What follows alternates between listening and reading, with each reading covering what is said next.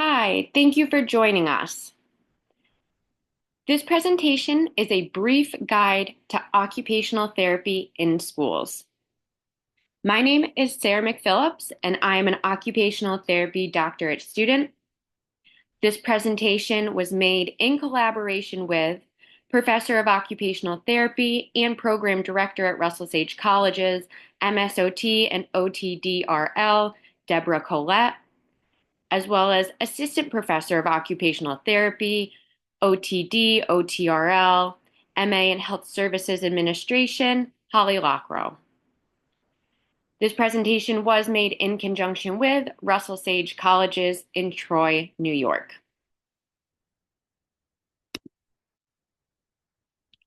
The purpose of this presentation is to advocate for the vital role of occupational therapy in school settings.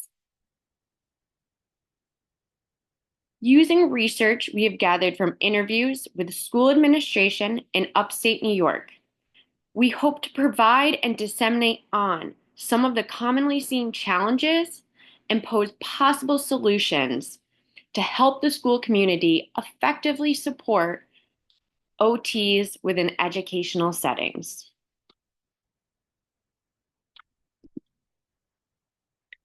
The learning objectives of this presentation are to deepen the understanding of the roles and responsibilities of the OT practitioner in a school setting, discuss system supports and challenges to OT's role in schools, and to explore best practices and how to overcome these challenges. To provide a brief overview in this presentation, we will talk about OT within the educational setting and what roles and responsibilities are related to that. We'll talk about service delivery and employment practices. We'll then look at some case studies and explore quotes and perspectives from administration in upstate New York and what they have to say about these hiring methods and how it affects OTs within their schools. We'll then discuss the supports and challenges seen and how we can overcome some of these challenges. We'll finally wrap up with resources on how the school community can further help educate themselves and others to help promote and advocate for OT. Again, the purpose of this is to advance staff and administrative understanding of the OT profession in schools while helping them to feel prepared to effectively advocate for OT professionals within their schools. OTs in educational settings are meant to support student success in academics, play, social participation, and activities of daily living. According to the American Occupational Therapy Association, or AOTA, it is the responsibility of the school-based OT practitioner to support student academic success while addressing physical, cognitive, social, behavioral, or mental health challenges. OTs are able to do this through the use of meaningful activities to help students participate within their educational environment.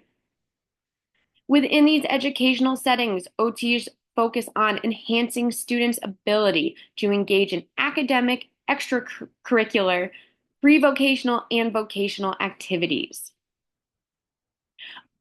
These practices are grounded in several key federal laws. The first being the Individuals with Disabilities Act, or IDEA.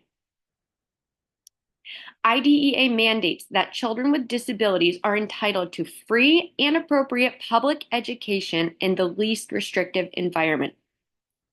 Occupational therapy practitioners are classified as a related service under Part B of IDEA. As a related service, occupational therapy practitioners play a crucial role in the identification, evaluation, and implementation of services. Once a student is identified as eligible for services under IDEA, the interdisciplinary team, including the occupational therapists, collaboratively create and implement an individualized educational plan, or IEP, for the student. Occupational therapists are also mentioned under the Every Student Succeeds Act, or ESSA.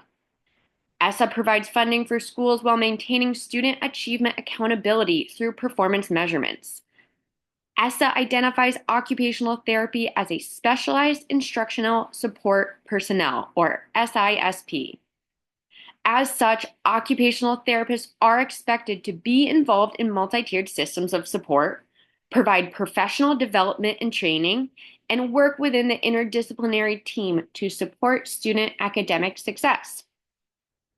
They are found within the Section 504 of the Rehabilitation Act as well.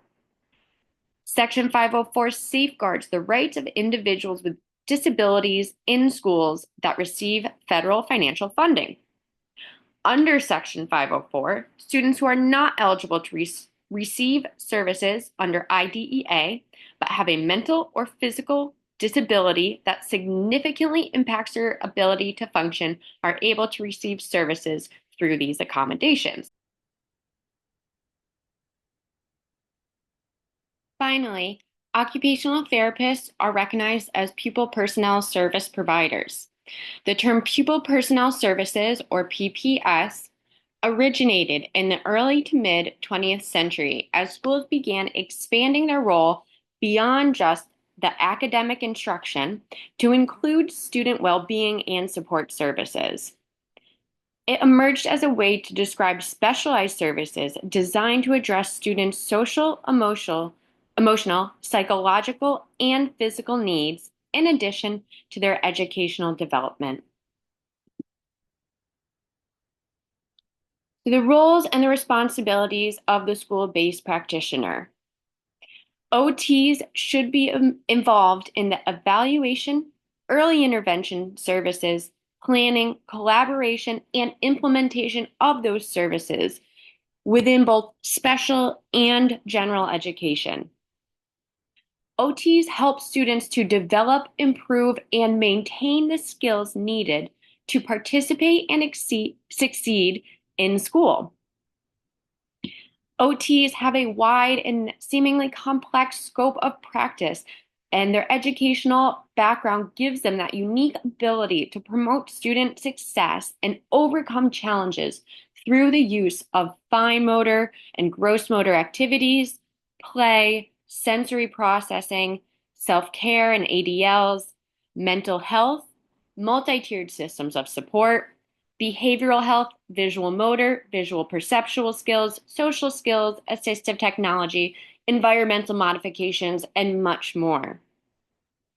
It is also the occupational therapist's responsibility to ensure that all of their interventions are aligned with evidence-based practice.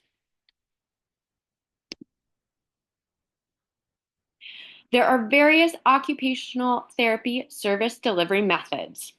The first being integrated services, or sometimes known as push-in services.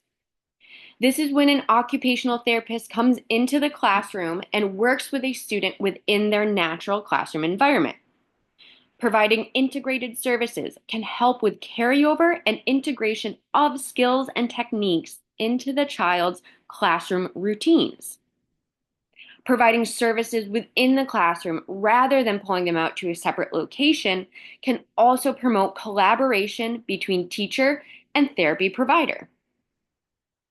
Integrated services allows for the OT to ensure they are providing services in accordance with federal legislation IDEA, as it mandates that students have the right to inclusion and learning among their peers when appropriate, while also ensuring they are in the environment that best promotes learning. Another service delivery method is pull-out services. Pull-out services are when a student is pulled out from the classroom for direct intervention services to work on developing a specific skill. When using pull-out services, the student is learning within an isolated setting, so therapists should try to minimize the amount of time this method is used to only when they're introducing a new skill or using an intervention that could be distracting to the classroom, such as a therapy swing. Occupational therapists also provide IEP services. As previously mentioned, OT practitioners are classified as related service under Part B of IDEA. Students who are eligible to receive services under IDEA will receive an IEP that specifies the required student services. As a related service, OTs play a crucial role in the identification, evaluation, and implementation of services. OT should also be involved in multi-tiered systems of support. As established by ESSA, the purpose of MTSS is the prevention and early identification of students who are at risk of falling behind the grade level standard. OT services delivered through multi-tiered systems of support provides appropriate academic, social, emotional, and behavioral development supports to all students through a tiered approach that increases intensity with each tier.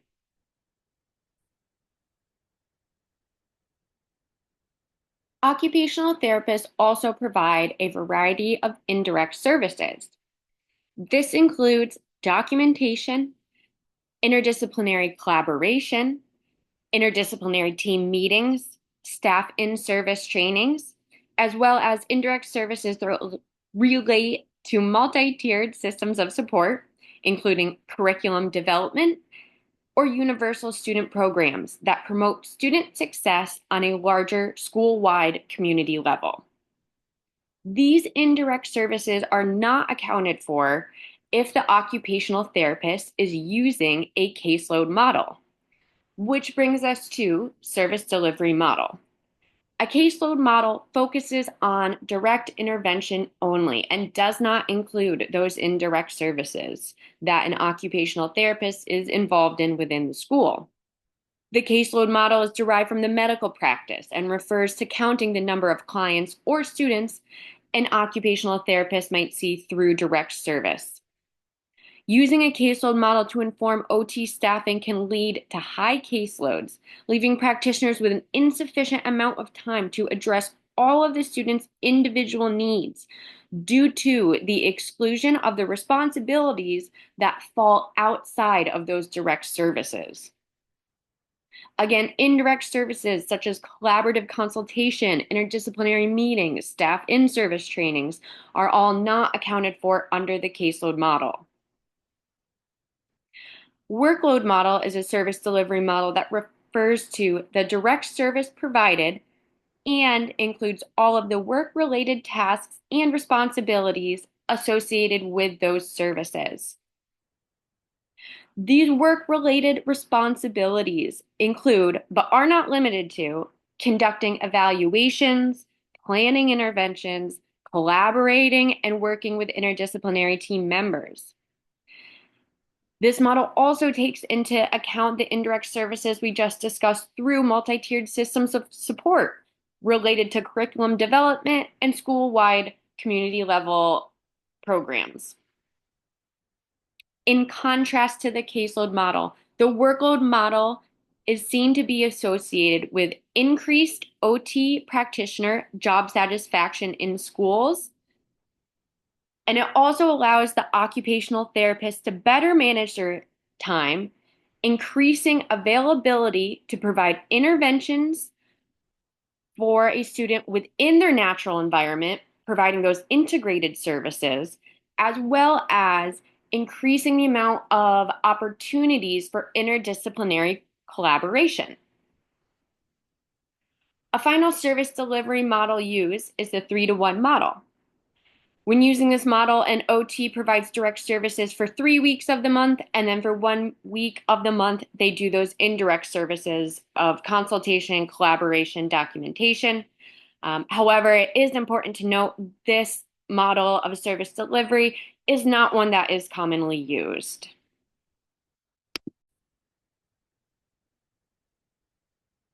Now we're going to talk about some of the supports and challenges to occupational therapy service delivery in schools. Beginning with the challenges, a primary challenge to service delivery is high caseload size. High caseload leads to insufficient amount of time for occupational therapy practitioners to provide effective and meaningful service delivery. This is many times coupled with limited resources. Those limited resources can include limited time and limited funding.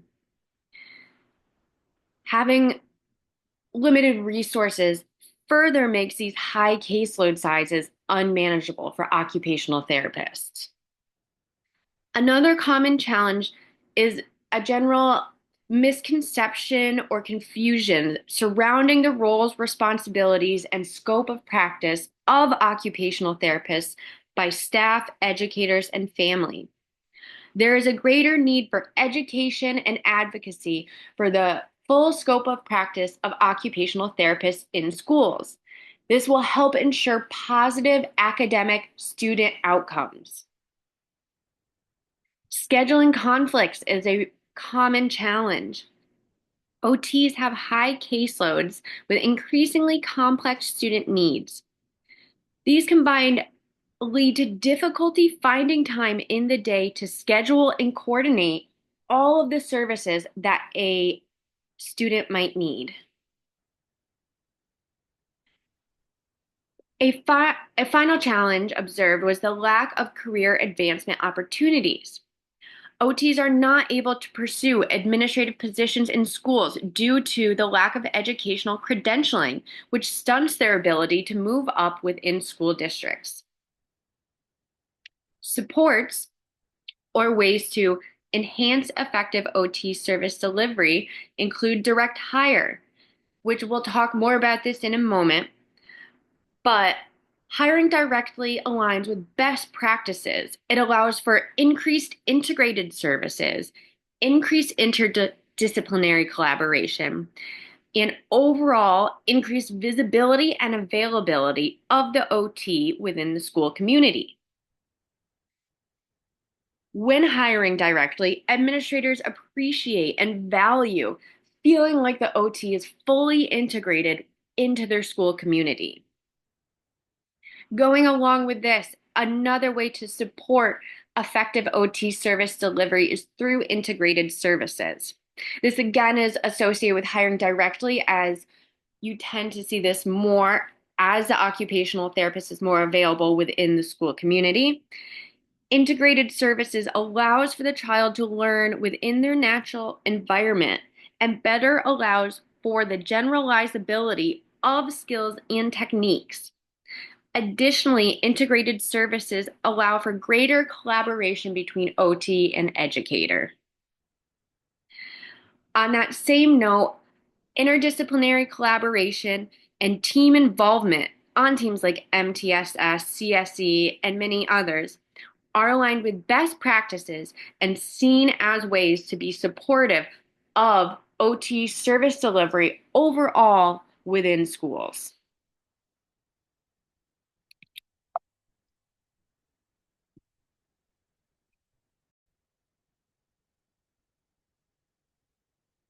When employing an occupational therapist within a school, there are two main hiring models. The first being hiring an OT through a contract company.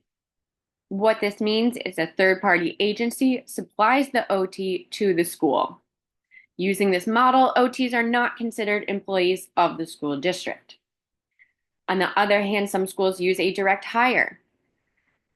When hiring using this model, the occupational therapist is hired directly through the district and is considered an employee of that school district.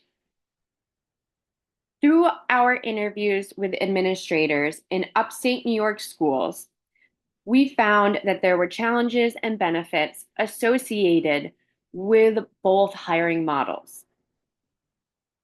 Challenges associated with hiring through a contract company included higher rates of turnover, decreased opportunity for interdisciplinary collaboration, and increased feelings that the OTs were not as integrated into the school community as some of the other school employees. However, despite these challenges, the perceived benefits still influence administrators to hire using this method.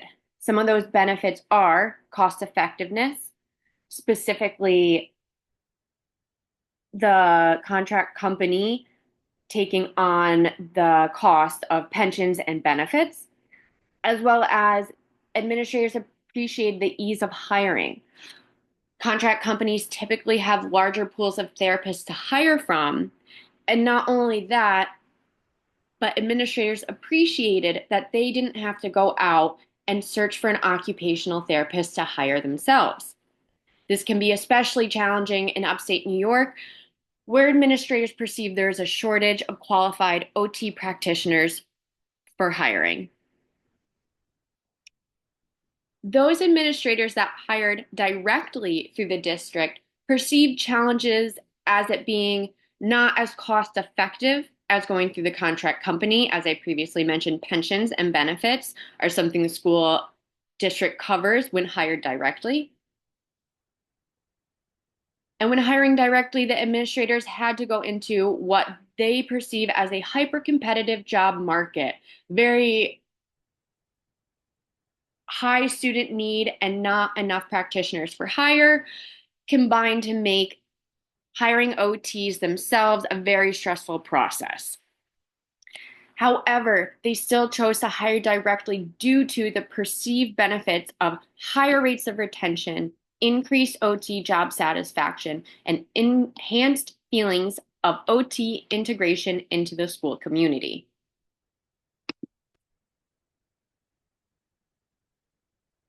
To put this information into context, we can take a look at some real life examples from upstate New York school administrators.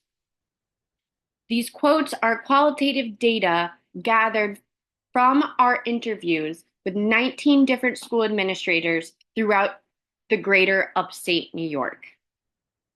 This administrator discussed hiring through a contract company and how, while they appreciate the benefit of that perceived cost effectiveness, they did acknowledge that they did not truly feel their OT was integrated into the school community. They also did not feel that their OT was involved within their full scope of practice, as the OT is not there for those team meetings.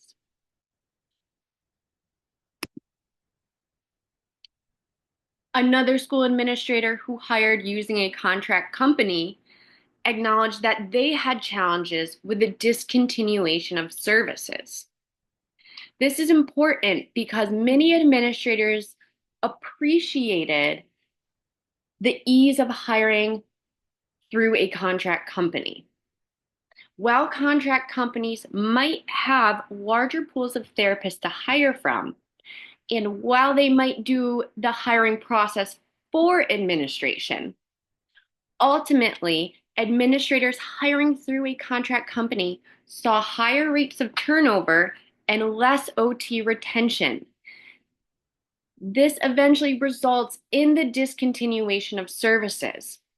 So despite that ease of hiring, many administrators who hire through a contract company still run into the problem of discontinuation of services.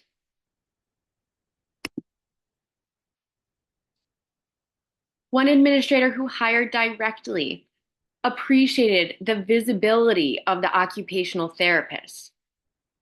They also acknowledged that hiring directly allowed for the OT to be further involved within their full scope of practice, including the consultation and the early intervention services.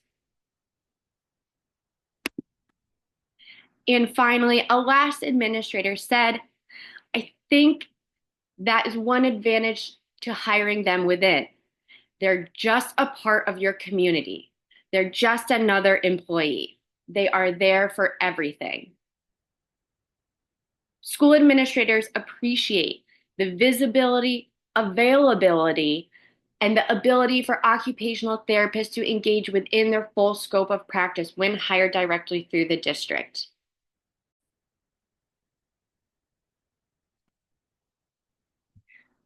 In summary, to overcome some of these challenges, schools should ensure adequate staffing, scheduling, and allow time for OTs to engage within their full scope of practice. The school community should support the OT professional development and pursuit of leadership positions, as well as provide opportunities for systems-wide education on the roles of OT. Schools should champion a full continuum of OT support from general to special education while facilitating inclusion and integration of OTs within the school community.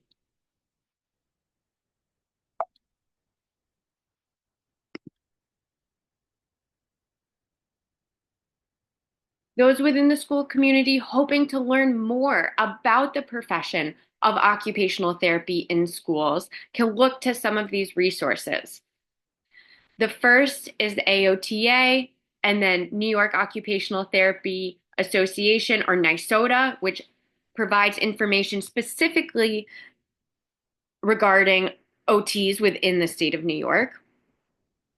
OT Schoolhouse is another resource that offers courses, podcasts, and a general collaborative community that helps therapists and others engage and learn about the OT's profession and what skills they have. And then finally, Miss Jamie OT is another platform that shares ideas, tools, and resources to help OTs and provide insight into the profession.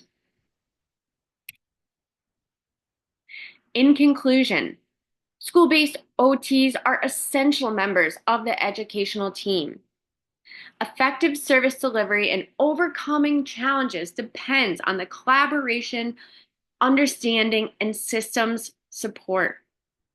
The school community should maintain and expand on these discussed supports to ensure effective service delivery and to fully integrate occupational therapy engagement in their full scope of practice, because this inevitably leads to positive student outcomes.